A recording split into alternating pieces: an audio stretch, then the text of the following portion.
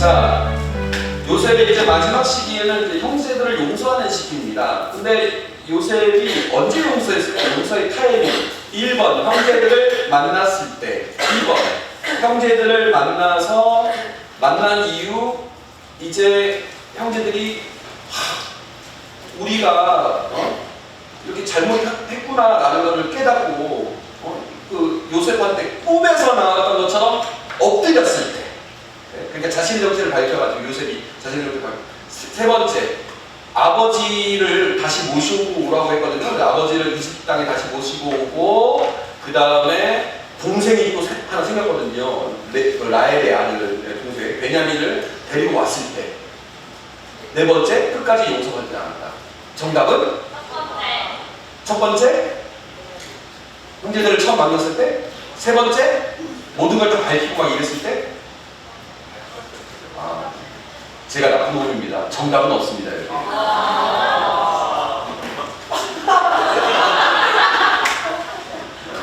요새는 나쁜 남자가 인기 좋다고 해서. 언제 용서했을까? 이미 용서했어요. 증거는 뭐냐? 아들 므낫세의 이름. 하느님께서 내가 고향 땅에서 겪었던 일들을 모두 잊게 해주셨구나. 그때 이미 감정의 앙금을 지웠어요.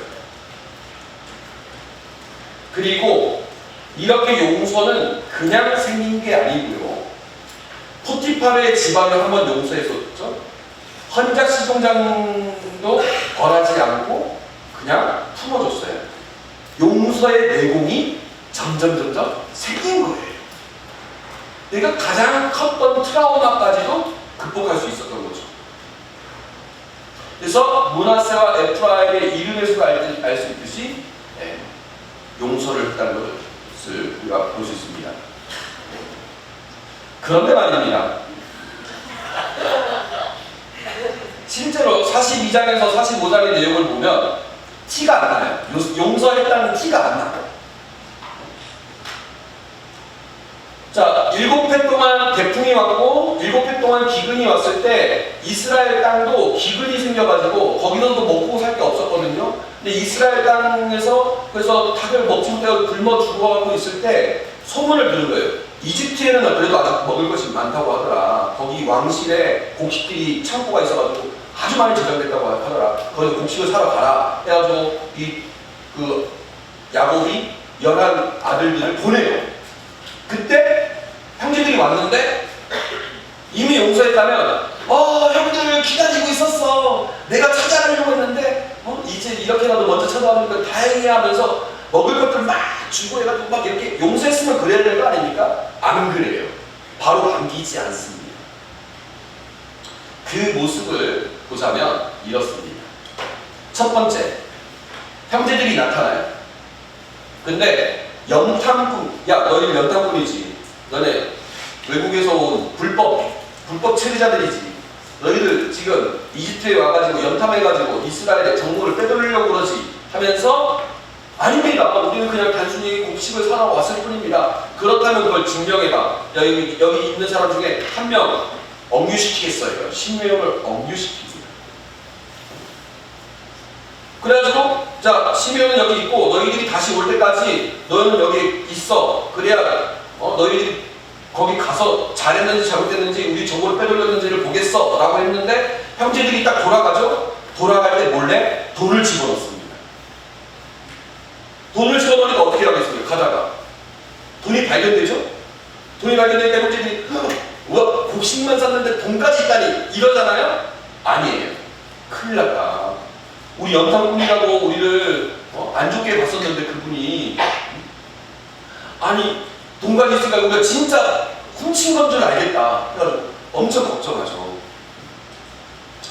걱정했는데 그래서 돌아가야 되나 말아야 되나 막 고민하고 있었는데 아버지가 야 그래도 우리 곡식 다 떨어졌고 다시 또 가야 되지 않겠냐. 그리고 아들 시메온도 있는데 시메온도 해가지고 가야 되지 않겠냐. 근데 이제 요셉이 뭐라고 했냐면 다음에 돌아올 때는 너희들이 얘기했던 그 베냐민이라는 그 사람도 데리고 와 했거든요. 그래서 베냐민까지 해서 돌격합니다. 갔는데 어떻게 하느냐?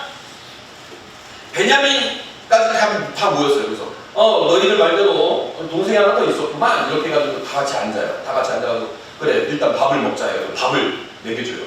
먹이는데 형제들을 순서대로 다 자기가 알아서 앉힙니다. 앉힌 다음에 시내오 너 한 그릇, 너 한 그릇, 메이 한 그릇, 너 한 그릇, 너 한 그릇 하는데 베냐민한테는 두 그릇을 줘요. 갈비도 너 한 대, 한 대, 한 대. 여기 두 대. 베냐민한테만 계속 두 대로 주는 거예요. 그러고 나서 나중에 돌아갈 때에는 베냐민 자루에 은자를 몰래 넣습니다.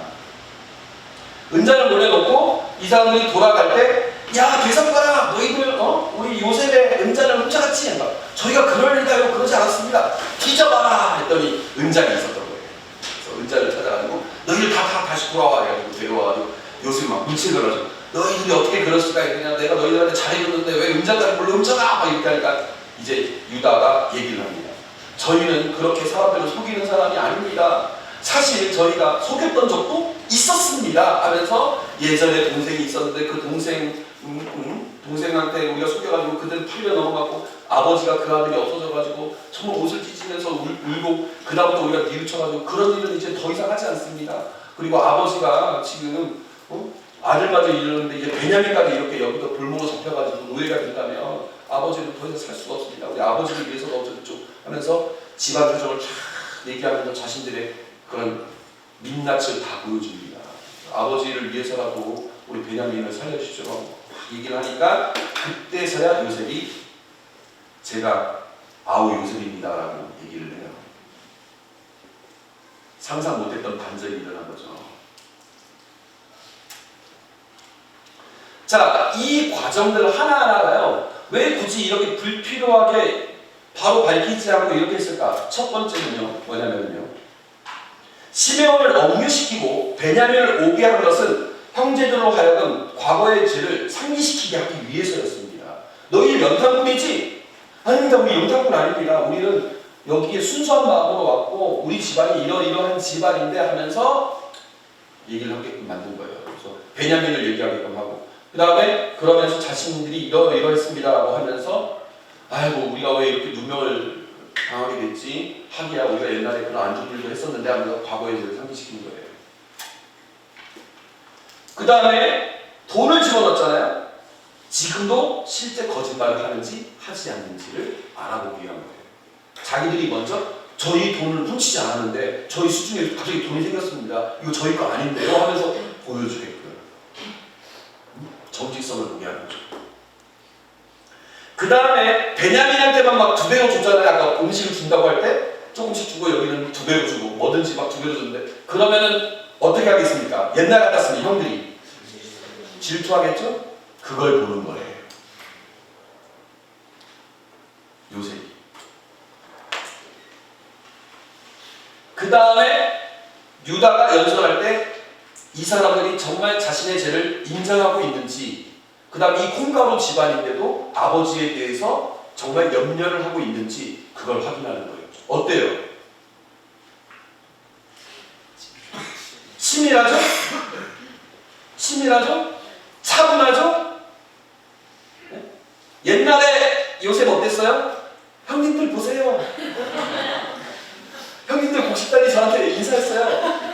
아빠 엄마 보세요. 해달별 연합니다. 저한테 이랬어요. 옛날에 어땠어요? 뇌가 순백이었죠? 지금은 뇌가 복잡해졌어요. 아인슈타인 뇌가.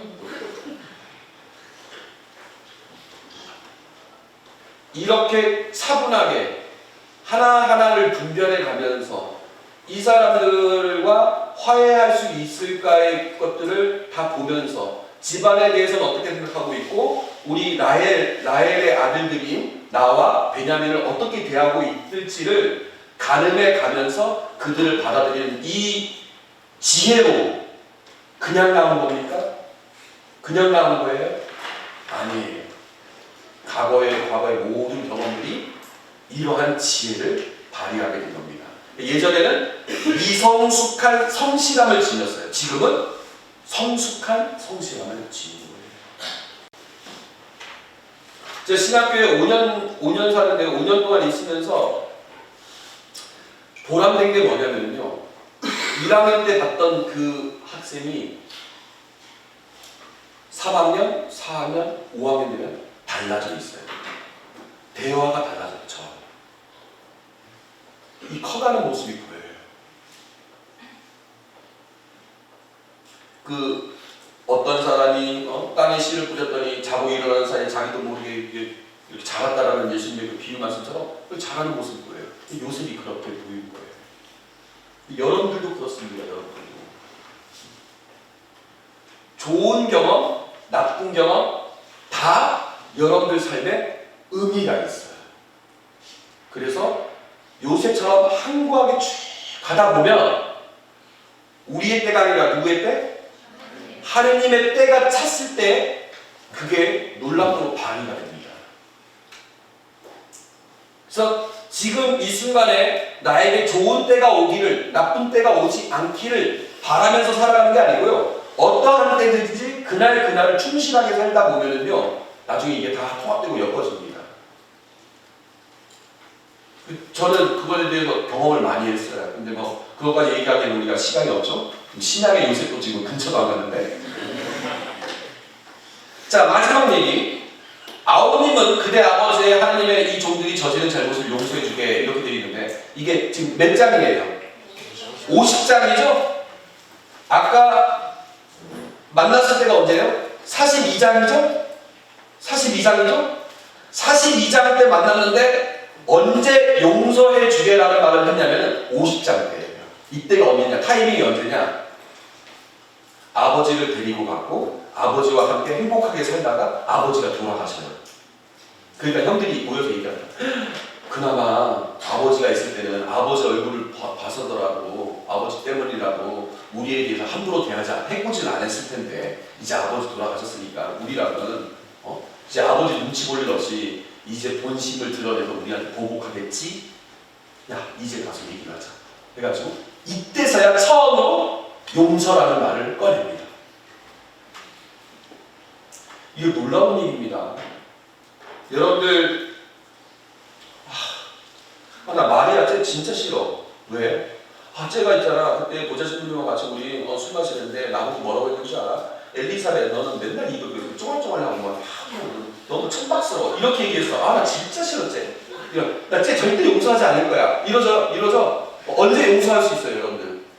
마리아가 와가지고 엘리사벳, 내가 그때 보좌진님 앞에서 너한테 수치심을 준 것 같아. 내가 너무 미안해. 내가 그러지 말았어야 했는데 라는 말을 하기까지 나는 절대 용서하지 않으리라. 이러죠? 요셉 언제 용서했어요? 50장에 용서했어요? 아니에요. 42장 이전에 용서했어요. 용서해달라. 내가 이렇게 잘못했으니 용서해달라라는 말을 듣기도 전에 용서한 거예요. 용서해달라는 말을 듣고 나서야 하는 게 아닙니다.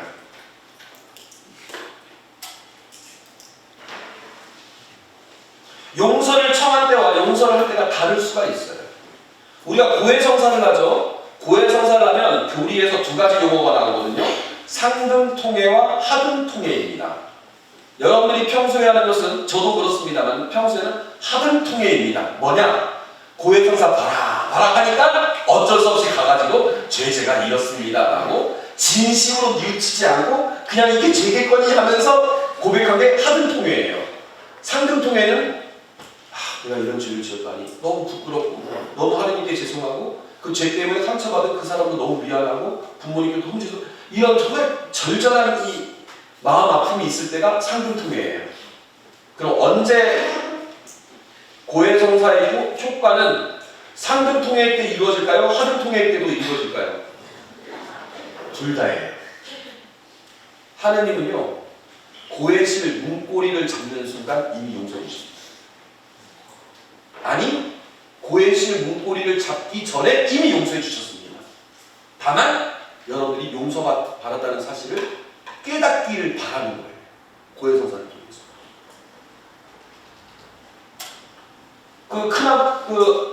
그 작은 아들의 탕자의 비유에서도 그렇죠? 멀리서부터 작은 아들 나가보고 오니까 어떻게 합니까? 아버지, 제가 하늘과 아버지께 죄를 지었습니다. 제가 아버지의 아들이라고 불릴 자격이 없으니 저를 풍군으로라도 써주십시오라고 미리 사전 연습하죠? 오기 전에. 아버지, 제가 하늘과 아버지께 이미 말을 잘라버려요. 이미 그때 들을 필요도 없어요. 가장 좋은 신발을 신겨라, 가락지를 신겨라, 옷을 입혀라, 잔치를 베풀자, 살찐송아지를 잡아라. 말을 하기도 전에 이미 아들을 안고 껴안고 뽀뽀를 하고 그렇게 얘기를 합니다. 그러니까 이미 용서해 주시는 분이에요. 용서를 청하는 모습을 보고 용서를 한 것이 아닙니다. 자, 함께 읽어보도록 하겠습니다. 시작. 주여 이를 마십시오. 내가 하느님의 자리에 가고 있다는 말입니다. 형님들은 나에게 악을 행했지만 하느님께서는 그것을 선으로 바꾸셨습니다. 그것은 오늘 누구께서 이루신 것처럼 큰 백성을 살리시려는 것이었습니다. 그러니 이제 두려워하지 마십시오. 내가 여러분과 여러분의 아이들을 부양하겠습니다. 그러니까 이미 용서를 했다는 얘기인데요. 이 용서한다는 게 그러니까 용서를 상대방이 용서를 청하기도 전에 용서하는 게 용서라고 제가 얘기를 했는데 그러나 요셉은 그것도 하나하나 분별해 가면서 그 용서 자기가 용서했다는 것을 서서히 보여주잖아요. 그런 지혜. 그러니까 죄는 미워하되 사람은 미워하지 않는 그런 모습을 잘 보여주는데요. 여러분들도 살다 보면 용서하는 거 쉽지 않죠. 근데 용서가 왜 쉽지 않은지를 제가 설명하겠습니다. 예수님께서 제자들의 발을 언제 씻었죠? 최후의 만찬 때 돌아가시기 전날 그 발을 씻어주거든요. 그 발을 씻어준다라는 그 표현은 깨끗하게 하다라는 표현인데 요한복음에 나오는 장면이거든요. 그 표현은요 용서하다라는 표현과 같은 표현이에요. 그래서 발을 씻어주는 모습은 사람의 몸에서 가장 더러운 데를 씻는 거니까 그 사람의 죄를 용서해 주는 거예요. 베드로가 제 발만은 안 됩니다라고 했을 때 뭡니까? 너가 너의 잘못을 나에게 드러내고 민낯을 보여주지 않는다면 너는 내가 너를 용서할 수 없게 되는 거 아니냐. 그럼 너와 나는 아무런 관계가 없게 된다. 아무런 몫을 함께 받을 수가 없다. 이런 얘기 그래서 한 거예요. 그래서 뭐라고 얘기합니까? 베드로가 그러면 제 정신을 씻어주십시오. 발만 씻으기 정신까지 씻어주기 거시기 하잖아요. 발만 씻는 거예요. 죄를 용서해 주는 게 그렇게 중요하다는 얘기를 하는 건데 여기서 포인트는 뭐냐면요. 예수님께서 제자들의 발을 씻어줄 때에 클로즈업을 시킵니다. 카메라가. 어떻게 하냐면 예수님께서 겉옷을 벗으시고 발을 씻어주신 다음에 겉옷을 다시 입으시고 스승인 내가 이렇게 했으니 너희들도 서로의 발을 씻어주어라 이렇게 얘기를 하거든요.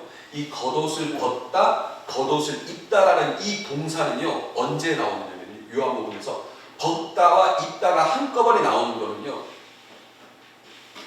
착한 목자는 양들을 위하여 자기 목숨을 내놓는다가 겉옷을 벗다라는 같은 동사를 써요. 그 다음에 그리고 그 생명을 다시 얻는다라는 말을 쓸 때가 겉옷을 입다라는 것과 같은 동사를 써요. 요한복음에서 그렇게 쌍으로 나오는 경우는 그것밖에 없어요. 그래서 이 겉옷을 벗고 씻어주고 겉옷을 다시 입는 행위는 예수님의 죽음을 상징하는 거예요. 그러니까 당신의 죽음으로 죄를 용서해주는 모습을 보여주는 거예요. 그러니까 뒤집어서 얘기하면 용서를 한다는 행위는 뭐와 같다? 예수님은 용서를 하기 위해서 겉옷을 벗었잖아요. 자, 용서를 한다는 것은 뭐와 같다? 죽는 거다. 목숨을 바치는 행위예요. 용서는요, 목숨을 바치는 행위예요. 용서를 하는 게 왜 어려운지 알겠죠? 내 목숨을 바치는 거기 때문에. 내 자존심을 죽이는 거예요. 내 안위를 죽이는 거예요. 내 모든 것을 죽이는 거예요. 자신을 죽이려는 생각을 갖지 않으면, 자신을 온전히 비우려는 생각을 갖지 않으면 용서할 수 없는 거예요. 그래서 용서가 어려운 거예요. 예수님이 뭐라고 했냐? 스승인 내가 너희에게 본을 보였으니 너희도 그렇게 하여라. 그럼 우리도 어떻게 해야 돼요? 서로의 발을 씻어주기 위해서 겉옷을 벗어야 됩니다. 나를 나의 옹졸함과 나의 자존심과 나의 위치, 나의 명예와 이런 것들 다 벗어야 되는 거예요. 그러니까 어려운 거예요. 그래서 용서가 어려운 거예요. 근데 요셉이 보여주죠? 어떻게 보여줍니까? 삶의 여러 가지 굴곡들을 다 껴안으면서 철저하게 하나님을 믿고 살다 보니까 전 생애를 통해서 용서의 내용이 생긴 거예요. 자신의 목숨을 바치는 삶을 살다 보니까 용서의 내용이 생긴 거예요. 그래서 용서할 수 있었던 거예요.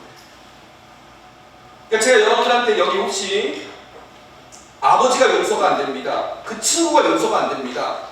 나를 왕따시켰던 그 사람이 용서가 안 됩니다. 라고 생각하는 사람들이 있다면 제가 여러분들한테 들려주고 싶은 얘기는 이겁니다. 용서 쉽지 않습니다. 목숨을 바치는 것이기 때문에. 그러나 나에게 여러 가지 불행과 어려움이 닥쳐와도 내가 그때 그 사람으로부터 미움을 받았기 때문에 내가 아버지로부터 그렇게 무시를 당했기 때문에 지금 이런 일을 겪는 거지 라고 원망하는 것이 아니라 그냥 주어진 그 순간들 하나하나를 성실하게 내 신앙을 가지고 내 꿈을 가지고 포기하지 않고 살다 보면 그게 곧 목숨을 바치는 행위인 거고 그때 여러분들 용서의 내공이 여러분도 생각하지 못한 때 찾아오게 됩니다. 그러니까 과거를 보지 마십시오. 미래를 보세요. 꿈을 보세요. 내가 어떻게 사는 게 하나님께서 원하는 삶인지 그것만 바라보고 내 앞에 주어진 일들을 뚜벅뚜벅 걸어가 보십시오. 그러다 보면 과거의 일이 하나하나 실타래 풀듯이 풀려나가게 됩니다.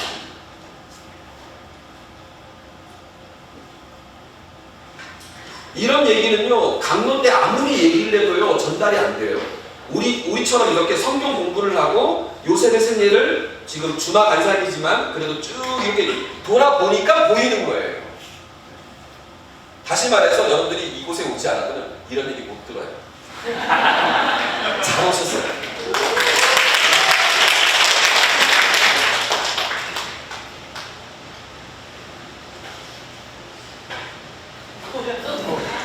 이 영화 보셨어요?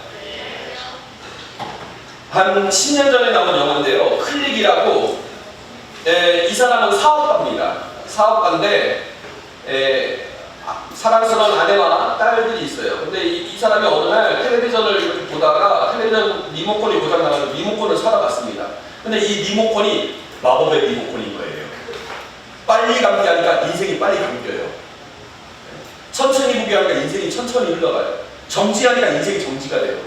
그러니까 얼마나 좋은지 몰라요. 자기가 이제 출근하려면은 지옥과 같은 그런 교통체증을 뚫고 가야 되거든요. 그러니까 아침 8시에 출근하면 막 9시, 막 10시가 막 이렇게가 막 가는 거예요. 그러니까 왜 이렇게 4시 빨리 감기 하니까 어떻게 돼요? 벌써 도착해 있는 거예요. 그러니까 힘든 거 있으면 그냥 빨리 감기 하고 끝나는 거예요. 지금 우리 신학생들이 지금 딱 이 지점에 왔거든요. 월요일부터 이제 시험 기간입니다. 토요일날 이제 방학이에요. 그러니까 월요일부터 토요일까지 빨리 감기 해버리면 다 끝나겠죠, 인생이. 쫙 지나가니까. 얼마나 좋아요. 이 사람이 이제 그걸 하는 거예요. 그래서 막 빨리 감기 하고 막 저사람도 막 하다 보니까 어느 날 이렇게 돼 있어요. 나 이렇게 돼. 아씨, 그럼 헬스장 달려야겠다. 헬스장 딱 들어가죠? 헬스장 등록하죠? 그 다음 어떻게 해요? 빨리 감기 하면 몸이 딱 바뀌겠죠? 이런 식으로 해서 이 사람은 어떻게 하느냐? 큰 사업가가 됩니다. 돈도 많이 벌어요. 그리고 자식들도 다 크고 그 다음에 다들 이렇게 장성하고 훌륭한 사람이 됩니다. 근데 문제는 뭐냐? 아이들이 자기를 싫어해요. 멀어요. 그리고 아내가 갑자기 이혼하자고 그러는 거예요. 아버지한테 찾아갔더니 아버지는 자기도 모르는 사이에 이미 돌아가셨어요. 그러니까 세월을 같이 겪어야 되는데 혼자 빨리 감기 하니까 자기가 공유하지 않는 과거가 있는 거예요. 그러니까 어느 순간 아무것도 없는 거예요, 자기가. 이미 자리는 사장이고 사업가고 아주 뭐 번성하고 잘 출중한 사람이 됐는데 과거가 없으니까 가족들과 나눌 게 없는 거예요. 그래서 이거 이거 다시 되돌아갈 수 없냐고 하면서 한탄하는 그런 내용으로 끝이 납니다. 자, 글씨가 작지만 함께 읽어보도록 하겠습니다. 하늘나라의 모든 것에는 시기가 있고 모든 일에는 때가 있다. 떠날 때가 있고 죽을 때가 있으며 죽을 때가 있고 죽인 것을 뽑을 때가 있다. 죽일 때가 있고 고칠 때가 있으며 부술 때가 있고 지을 때가 있다. 울 때가 있고 웃을 때가 있으며 슬퍼할 때가 있고 기뻐할 때가 있다. 돌을 던질 때가 있고 돌을 모을 때가 있으며 껴안을 때가 있고 떨어질 때가 있다. 찾을 때가 있고 잃을 때가 있으며 간직할 때가 있고 던져버릴 때가 있다. 찢을 때가 있고 꿰맬 때가 있으며 침묵할 때가 있고 말할 때가 있다. 사랑할 때가 있고 미워할 때가 있으며 전쟁의 때가 있고 평화의 때가 있다. 코엘렛이라는 구약 성경 내용인데요. 제가 참 좋아하는 구절입니다. 자, 여러분들한테 질문 한번 해보겠습니다. 나는 아직까지 태어나가지고 한 번도 아파본 적이 없다 하는 사람 한번 손 들어보세요.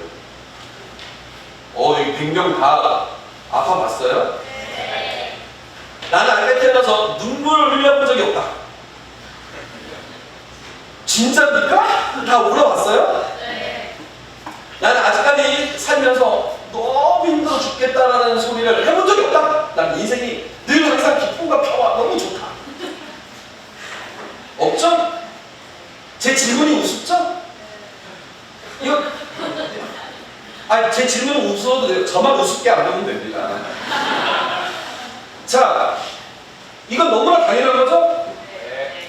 눈물을 흘리지 않고 살 수 있는 사람은 없습니다. 그거는 마치 해가 서쪽에 뜨라는 것과 마찬가지죠. 근데 그런 너무나 당연한 사실을 알고 있는 우리가 평소에 기도할 때 어떻게 기도하느냐? 주님, 2020년이 다가왔습니다.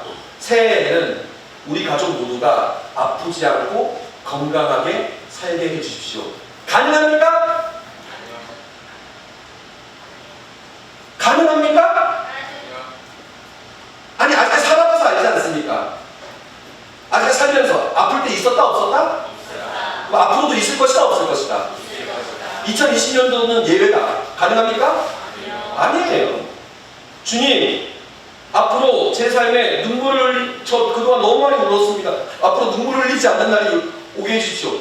아니, 안 돼요.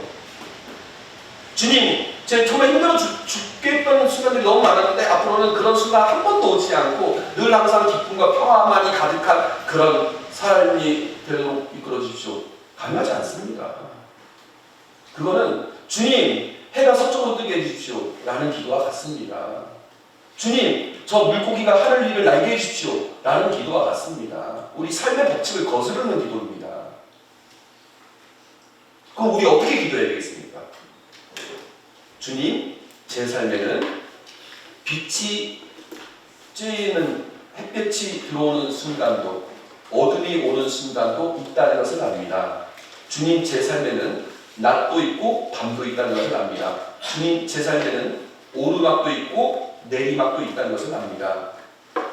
제가 행복할 때에 맞는 은총을 주시고 제가 불행을 겪고 있을 때에는 그 때에 맞는 은총을 주십시오. 제가 웃을 때에 맞는 은총을 주시고 제가 눈물을 흘릴 때에는 눈물을 흘릴 때에 맞는 은총을 주십시오. 제가 건강할 때에는 건강할 때에 맞는 은총을, 제가 아플 때에 그 아픔에 맞는 은총을 주십시오 라고 모든 순간들을 받아들입니다.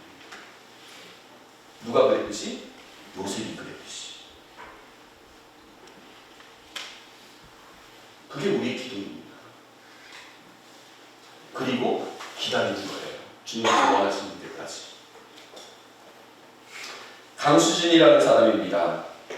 독일 슈투트가르트 발레단이 입단했는데 동양인으로 최초로 입단한 거고 아주 최연소로 입단한 이 사람인데요. 이 사람이 얼마나 대단하냐면은 최고 여성 무용수 상을 받았는데 동양인이 이렇게 받은 것은 아주 이례적인 일이라고 합니다. 그리고 이 사람이 2007년도에는 궁중 무용가가 됐는데요. 이거는 귀족 칭호를 받은 거거든요. 이게 얼마나 대단한 거냐면은 슈투트가르트에서 이 사람이 어떠한 죄를 지어도 감옥에 가지 않는다는 것을 의미합니다. 도둑질을 해도, 음주운전을 해도, 과속딱지를 떼도, 사람을 죽여도 처벌받지 않습니다. 면책특권이 있는 거예요. 우리도 박지성 축구 잘하니까 지성로라고 있죠? 예? 여기 태연의 고향이니까 태연로가 혹시 있나요? 강수진은 발레를 너무 잘하기 때문에 수진란이라는 식물에다가 이 사람의 이름까지 붙였습니다. 독일에서. 한국 사람한테.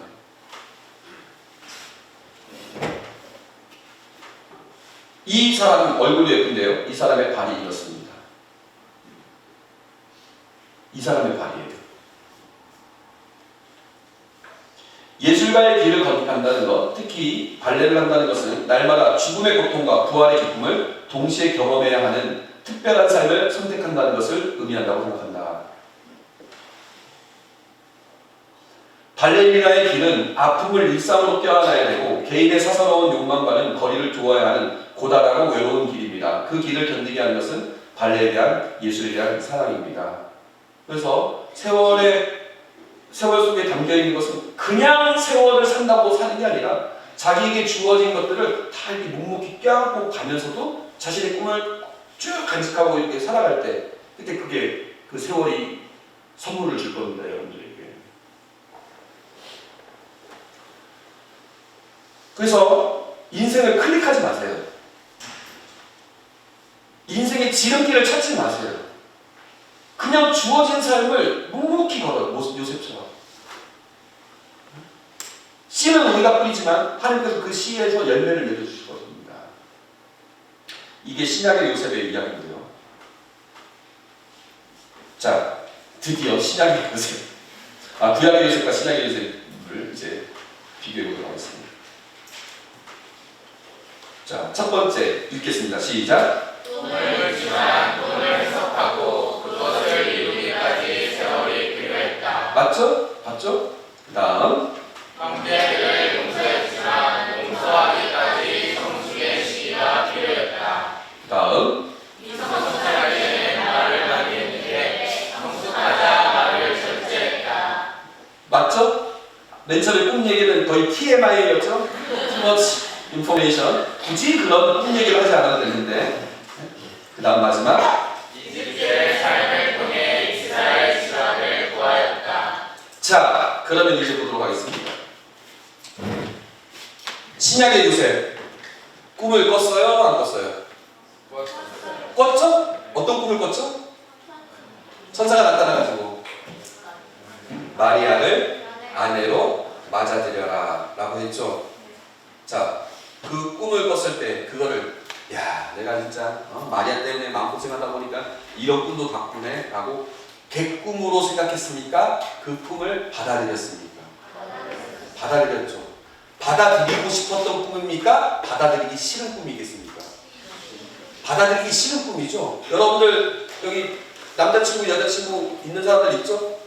예? 혹시 청년의 커플도 있습니까? CC 처치 커플? CCC 캐톨릭 처치 커플? 있나요? 내가 내 여자친구가 아까 말했던 그 엘리사벳인데 엘리사벳 죄송합니다 이게 혹시 엘리사벳인데 갑자기 엘리사벳이 와가지고 요셉아 왜 나 실은 아기 가졌어 이러면 여러분들 어떻게 했습니까? 네? 용서하기까지 목숨을 바칩니다. 용서가 됩니까 그게? 이렇게 이게 아닙니까? 요셉이 그런 입장입니다. 이 꿈을 믿고 싶지 않아요. 근데 요셉 어떡합니까? 꿈의 뜻을 헤아리고 바로 실천에 옮깁니다. 꿈을 단순히 믿을 뿐만 아니라 그 꿈의 의미를 바로 알아차리고 그것을 바로 이룹니다. 자, 두 번째, 형제들을 용서했지만 용서하기까지 성숙의 시기가 필요했다. 이렇게 했죠? 요셉, 용서할 일이 있었습니까? 없었습니까? 아까 금방 얘기했죠? 요셉씨, 나 아기 가졌어. 어때요?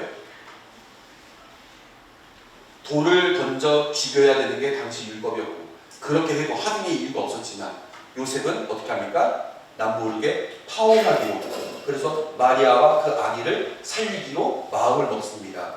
한 걸음 더 나아가서 꿈을 믿고 아내로 맞아들입니다.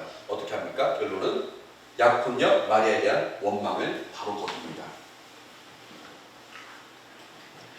요셉의 이야기를 보면 미성숙한다는 것은 말을 많이 한다는 것과 거의 늘 항상 그런 건 아닙니다. 제가 오늘 아침에 많이 떠들었다고 제가 미성숙하다고 생각하지 마세요. 지금 말을 해야 되는 때니까 그런 겁니다. 자, 아무튼 이쪽 문맥에서는 그렇게 쓰였잖아요. 그리고 형들을 보자마자 내가 요셉입니다. 바로 말을 하지 않고 아끼면서 그걸 언제 해야 될까 타이밍을 봤던 거는 말을 아꼈던 거예요. 그런 거는 성숙의 표지였습니다. 신약의 요셉 어때요? 신약의 요셉과 관련돼서 싸움표 자체가 없습니다.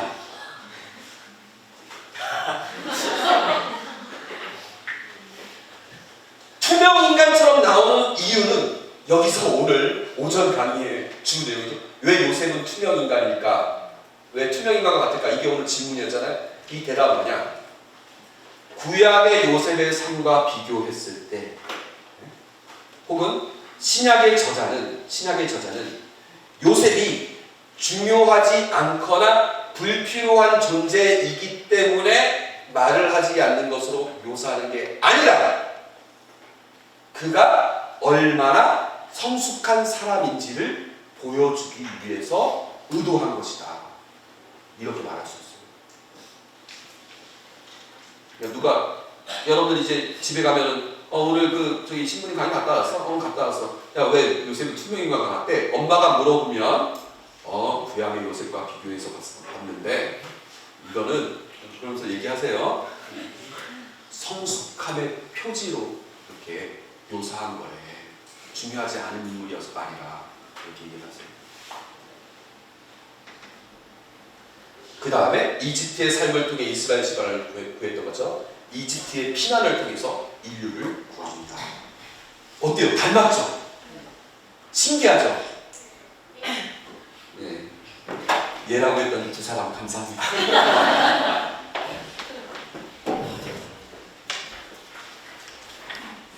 자, 함께 읽어보도록 하겠습니다. 시작. 하나님이 성숙한 신앙인으로서 우리에게 모범이 된다. 이러한 그의 면모 자체가 그가 우리에게 불필요한 존재가 아님을 보여준다. 그런데 여기서 한 걸음 더 나아가 다음의 두 가지를 좀 더 생각할 수 있다. 자, 다음에 두 가지가 있는데요. 저는요 요셉을 너무 좋아하거든요. 진짜 좋아해요. 요셉 진짜 멋진 사람인 것 같아요. 그리고 제 삶에 참 많은 영향을 줬어요. 저는 요셉을 통해서 이걸 알았어요. 인생은 생각하지 못하는 일들의 연속이다. 제가 이렇게 전주에 와서 광주 가톨릭 대학교 교수 신부라는 신분으로 이렇게 분명 앞에서 강의할 줄을 제가 언제 어떻게 알았겠습니까? 이런 생각하지 못할 일을 제가 이렇게 겪고 있어요. 뭐 이런 건 좋은 일이지만 나쁜 일도 마찬가지예요. 제가 누명을 써가지고 경찰서 유치장에 48시간 동안 갇힐 줄 제가 언제 상상해봤겠습니까? 그런 일도 겪었어요. 생각하지 못한 일들이죠. 살다 보니까 이런 일들이 다 겪어지는 거예요. 요셉이 그렇습니다. 딱 보면. 자, 맨 처음에 마리아와 약혼을 했잖아요. 그러면 어떻게 자신의 미래를 꿈꿨겠습니까? 그렇죠. 이거죠. 가난하더라도 불행하지 않을 자신감은 있어. 신앙심도 깊은 마리아와 함께 가정을 꾸리며 행복한 삶을 살 수 있을 거야. 됐습니까?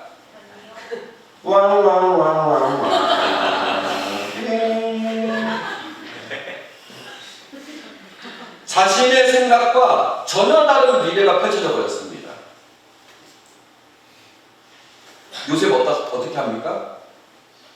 남모르게 파혼해야지 라고 이 상황을 묵묵히 받아들입니다. 이 상황 속에서도 하느님을 저버리지 않습니다. 두 번째, 사랑하는 이가 임신했다? 그럼 플랜 B가 있겠죠? 어떻게 생각하십니까? 생각 같아서는 나를 배신하고 다른 남자의 아이를 가진 마리아에게 복수를 하고 싶어. 성령으로 잉태했다. 누가 믿겠습니까? 말도 안 되는 그런 일이 없었습니까? 없었지 않았습니까? 아직까지? 그러니까 전혀 생각도 없는 거죠. 그러나 마리아를 그동안 사랑했으니 그 남자에게 보내야겠지. 그리고 나는 다른 여자를 만나 새롭게 가정을 꾸리는 것이 내가 할 수 있는 최선이겠지.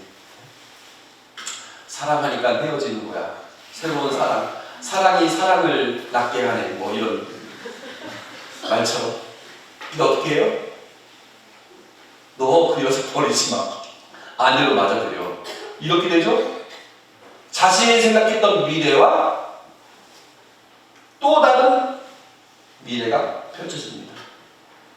이때도 어떻게 합니까? 요셉은 받아들이는 거예요.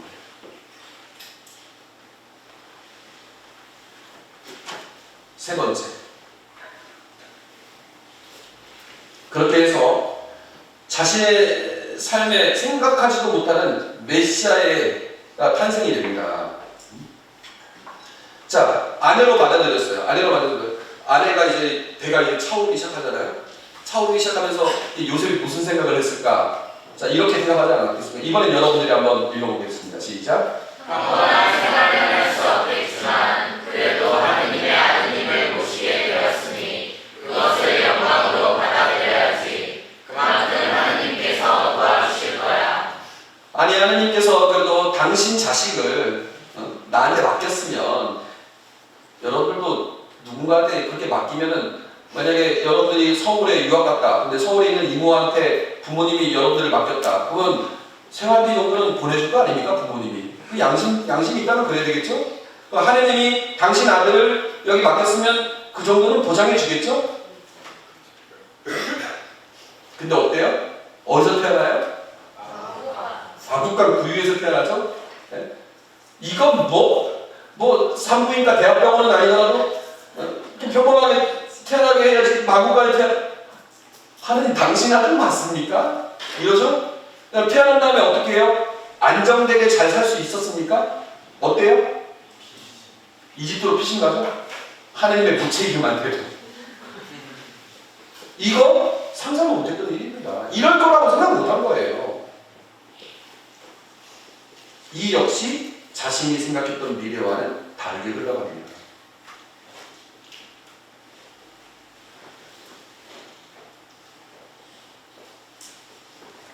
자신이 뜻대로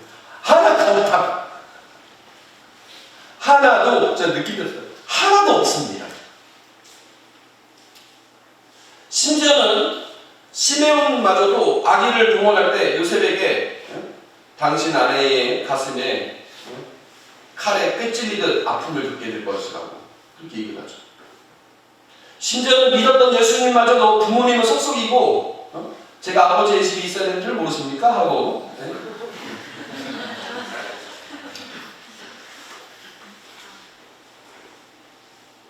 요셉은 이해되지 않고 생각지도 못한 일들이 벌어질 때마다 묵묵히 그것을 이해되지 않은 채 받아들입니다.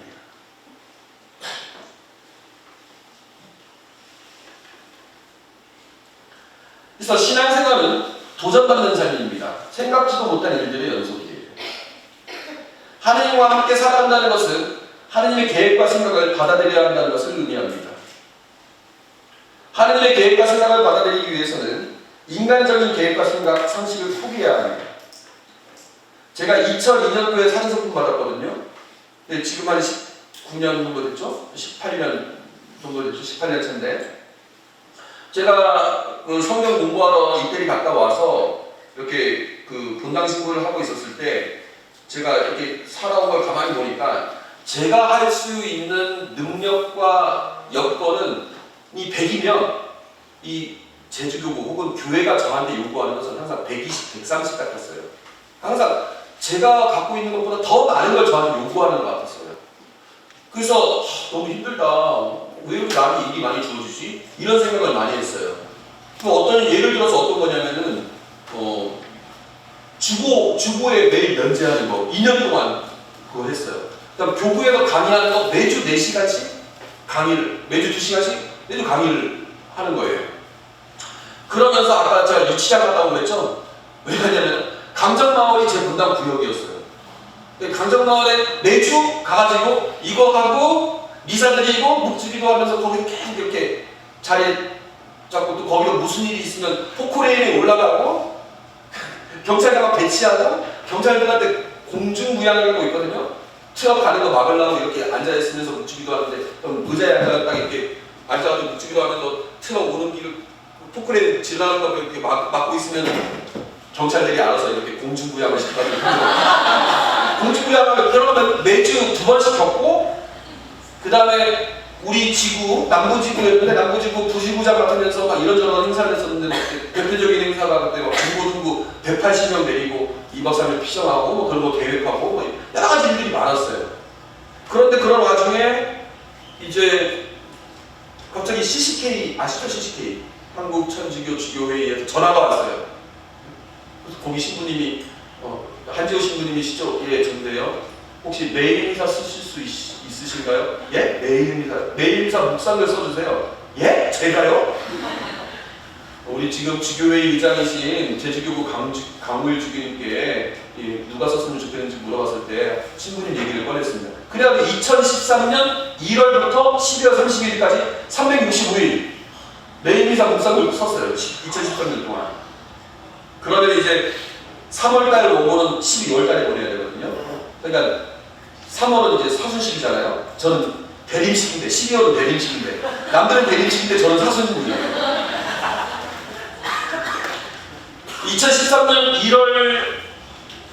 2013년 1월 2일 날 모르는 신자한테도 전화 왔어요. 한지호 신부님이신가요? 예, 전데요. 메일미사 쓰시는 분 맞죠? 예, 맞습니다. 아니 1월 3일 묵상을 보니까 예. 그거 저 작년 9월에 나왔던 묵상글하고 비슷하던데 왜 그럴까 베끼고 그랬어요. 예, 제가 몰랐는데요. 앞으로 똑바로 쓰세요. 네. 이러면서 뭐 어쩔 수 없죠 뭐. 이러면서 제가 그러니까 이게 감당이 안 되는 것들이 막 나오니까 너무 힘들다는데 2012년 10월 말에 우리 주교님이 교구 행사 때 갑자기 한지호 신부 나 잠깐 미사 끝나고 보자 이렇게 해가지고 주교님을 이제 만나게 됐어요. 제가 어떻게 했습니까? 주교님이 저의 동의도 구하지 않고 매일 미사 쓰게 했지. 일주일에 막 2시간씩 성경 공부 하라고 하지. 강정마을 가서 시위하라고 그러지. 그 다음에 참여환경연대 뭐 대표 맡으라고 해가지고 사회 뭐 거기 단체 대표도 맡지 막 이런 거 저런 거 다 주교님 다 시킨 거거든요. 주교님 저를 만나자고 했을 때에는 여러분들 제가 무슨 생각했겠습니까? 한 신부 참 고생이 많지. 한 신부가 그렇게 열심히 해줘가지고 그래도 내가 힘이 참 되네 이런 얘기를 해줄 줄 알고 했는데 주교님 하시는 말씀 그 자네 옆분당 서귀포 성당이라고 있지. 저는 서귀포자 성당이거든요. 서귀포 성당에 해성유치원이라고 있어. 근데 그 유치원이 너무 건물이 이것보다도 이 건물보다 더 오래돼가지고 너무 낡아가지고 교육청에서 새로 짓지 않으면 해성유치원 폐원하래. 그래서 그걸 새로 지어야 되는데 새로 지으려면은 넓은 땅이 필요하거든. 서귀포 성당은 땅이 작아가지고 새로 짓기에는 어렵고 자네가 있는 서귀포자 성당이 땅이 넓으니까 그곳에 자네가 책임지고 1년 안에 짓도록 하게.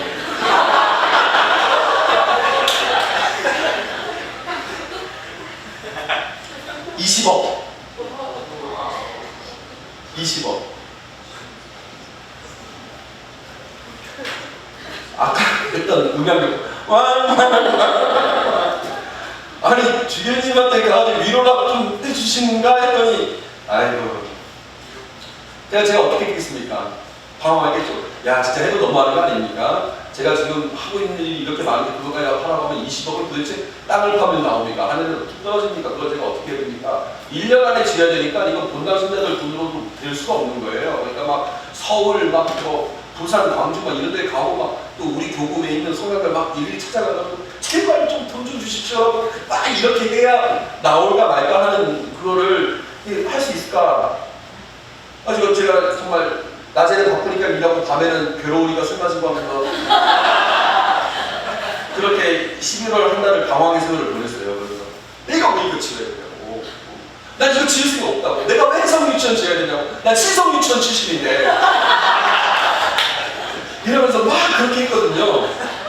막 방황하는데 지금과 같은 대림 시기 때 여러분들처럼 예, 저처럼 대림 시기를 맞이했던데 대림 시기니까 여러분들도 오늘 온 거 아닙니까? 저도 대림 시기를 맞이해가지고 이제 개인적으로 이렇게 묵상을 쭉 해봤어요. 성당에서 이렇게 묵상을 하는데 하느님이 저한테 이렇게 얘기하신 것 같았어요. 야, 루카야, 너 혜성이 이천 지을 생각 있어? 없어? 없지? 너 없지? 난 혜성 유치원 지을 생각이 있거든? 혜성 유치원 너 못 짓겠다고 했지? 그거 너가 지을 거야? 아니야, 내가 지을 거야. 너 지금까지 사제생활 10년 넘게 너가 그 많은 일을 다 했다고? 그거 너가 한 것 같아? 아니야, 내가 했어. 너는 내가 시키는 대로 움직였을 뿐이야. 그리고 나는 혜성 유치원 지을 생각을 갖고 있고 난 그렇게 하고 싶으니까 난 혜성 유치원 지을 거야. 그러니까 너는 내가 시키는 대로 해. 이런 울림을 받았어요. 근데 가만히 생각해 봤어요. 제가 성품 받을 때 제가 어떻게 했냐면 엎드렸거든요. 하나님 앞에 엎드렸거든요. 그 다음에 제가 뭐라고 고백했냐면 그렇게 엎드려가지고 성인 호칭 기도 들을 때 주님, 이제는 제가 사는 것이 아니라 제 안에 그리스도께서 사시는 겁니다. 이제는 제 뜻대로가 아니라 당신의 뜻대로 제가 살겠습니다. 이렇게 마음 먹었거든요. 이제 인간 한재호의 삶으로는 죽었고 사제 한재호의 삶으로 살겠습니다. 이렇게 기도했었거든요. 근데 지난 세월을 가만히 생각해보니까 내가 무슨 뭐 주복을 쓰고 매일 미사를 쓰고 있고 뭐 강정마을 가서 이거 하고 있고 유치장에 가서 잡히고 가정방도 이런 여러 가지 일들을 하는 것들을 내 힘으로 한 것이 아니구나. 아니면 나를 이끌어주기 때문에 가능했던 거였구나. 라는 것들을 다시금 되돌아왔습니다. 그래서 제가 어떻게 했느냐? 주님, 저 정말 혜성 유치원 짓는 거 생각하면 저 죽을 것 같거든요. 그것까지는 제가 할 여력이 안 된다고 생각들거든요. 근데 당신께서 하신다고 하시니 저는 당신께서 시키는 대로 하겠습니다. 오른쪽으로 가라면 오른쪽으로 가고 왼쪽으로 가라면 왼쪽으로 가겠습니다. 그렇게 했어요. 그리고 12월 18일부터 모금 다니고 또 모금 다니고 그래서 막 서울도 한 10군데 가고 막 제주도 또 한 13군데 가고 막 이렇게 막 갔어요. 가고 했는데 제가 제일 걱정했던 게 우리 본당 신자들이 뭐 짓는다고 하면 갑자기 신자들이 막 떨어져 나가지 않습니까? 막 서로 막 신경 예민해지고 날카로워지고 그러는데 제가 유치원 지으면서 신자 수가 오히려 더 늘었어요. 이게 어디 가서 모금을 가면 모금 가서 너무 감사하니까 이제 모금 가면 그 강도 때 노래 두 곡을 부르거든요. 하나는 신금을 울리는 노래, 하나는 기분 좋게 쓸 수 있는 노래. 하나는 슬픈 노래, 하나는 밝은 노래. 이렇게 노래 두 곡을 부르거든요. 그래서 얘가 예를 들어서 서울 모 본당을 갔는데 거기가 미사가 한 8대인가 그랬거든요. 8대를 드렸는데 토요일부터 주일까지 8대를 드렸는데 그때 그러니까 노래를 16번 불렀죠. 1억 2천을 받았어요. 제가 장윤현입니다. 장윤현. 노래 한 곡에 500만 원이에요. 제가. 근데 너무 감사하잖아요. 너무 감사하고 막 고등어도 팔고 막 귤도 팔고 꿀도 팔고 막 이렇게 했는데 너무 감사하잖아요. 그래서 감사할 때 제가 편지를 이렇게 써가지고 제가 직접 손편지 써가지고 그걸 복사해가지고 그 위에 이름은 또 다시 또 손으로 다 써가지고 편지해가지고 또 우리 신자들이 묵주를 만들어줬어요. 그래서 감사의 표시로 일단 묵주를 집어넣어서 이렇게 보냈어요. 막 묵주 막 만들잖아요. 신자들끼리 묵주 막 만들면은 다른 만약에 못 오는 신자들 나 오늘은 집에 일이 있어가지고 묵주 같이 못 만들어 하면서 피자도 사오고 치킨도 사오고 하면서 서로 막 그렇게 하는 거예요. 막 제주도 고사리 끝내주거든요. 제주도 고사리 이번 봄에 고사리는 다 우리 본당 겁니다. 사람들이 막 고사리 꺾어가지고 막 와가지고 말리고 뭐 삶아가지고 막 하고 서로 막 으쌰으쌰 하니까 재밌으니까. 그리고 제가 또 모금 갈 때도 서울에 막 모금 가잖아요. 모금 가니까 신자들이 저도 같이 가면 안 돼요. 저도 같이 가면 안 돼요. 우리 돈 없으니까 가게 되면 비행기표는 본인 부담인데 가겠습니까? 언제 신부님과 서울 나들이를 가볼 수 있겠습니까? 그래서 막 줄을 서요. 줄을 서. 이번엔 당신까지. 그 다음에는 너무 재밌다는 거예요. 그래서 1년 동안 해가지고 2억 남았어요. 다지. 지금도 우리 신학교의 교도 신부님들은요 본당 신부 아래 신부님들이 많거든요. 그래서 막 이런저런 식당에 밥 먹다가 야, 나 성당 지으라고 하면 뭐 건물 지으라고 하면 그건 도저히 못할 것 같다. 이런 신부님들이 많아요. 전 늘 안 그렇겠습니까? 인생은 뭐의 연속? 생각지도 못한 일들의 연속. 제가 생각하는 청사진과 하나님 생각하는 청사진이 달라요. 그런데 그거를 받아들이는 거예요. 받아들이는 게 참 쉽지가 않은 일인데 그냥 하나님께서 하신 거라는 믿음을 갖고 받아들이고 쭉 가니까 되는 거예요. 저는 요셉의 삶과 저의 삶을 감히 비교할 수는 없겠지만 요셉도 그걸 느꼈을 거예요. 이집트에 가면 거기 외국말 쓰고 그러면 거기 어떻게 살 수 있을까? 우리 처자식 살릴 수 있을까? 되는 거예요. 야, 우리 아들 군대에서 태어나고 해병대가 막 죽인다고 배우고 있는데 야, 이거 될 수 있을까? 되는 거예요. 내가 이 아내랑 결혼해서 행복하게 살 수 있을까? 되는 거예요. 안 될 것 같은데 되는 거예요. 나의 계획과 객관적인 상식을 버리고 생각지도 못한 상황을 받아들인다는 것 자체가 하나의 커다란 도전입니다. 그러나 도전은 시련이자 동시에 유혹입니다. 그러나 그것을 견디고 이길 때 성장하고 생명의 화가를 받게 됩니다. 아까 얘기했던 야고보서의 말씀입니다. 그래서 요셉 이야기가 우리가 좀 간단하게 넘어갔지만 이게 전 이 그림이 너무 좋은 거예요. 요셉이 그 소년 예수님 아드님을 바라보는 이 눈빛이잖아요. 제가 이 그림을 가만히 보면서 요셉이 어떤 마음이었을까? 아들 보면서 무슨 생각을 하고 있었을까? 여러분 여기에 만약에 대사를 집어넣는다면 어떤 대사를 집어넣겠습니까? 제가 집어넣은 대사는 이겁니다.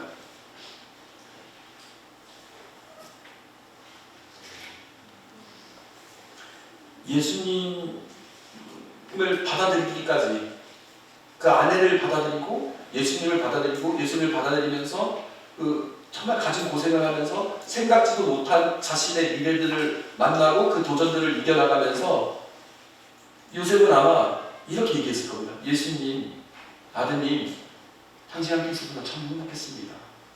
제 인생 너무 행복했습니다. 라고 얘기했을 것 같아요. 하나님께서는요, 우리에게 불행한 미래를 주시지 않습니다. 당장은 불행하게 느낄지 모르겠지만요, 하나님께서 주시는 미래라면요, 그걸 받아들이세요.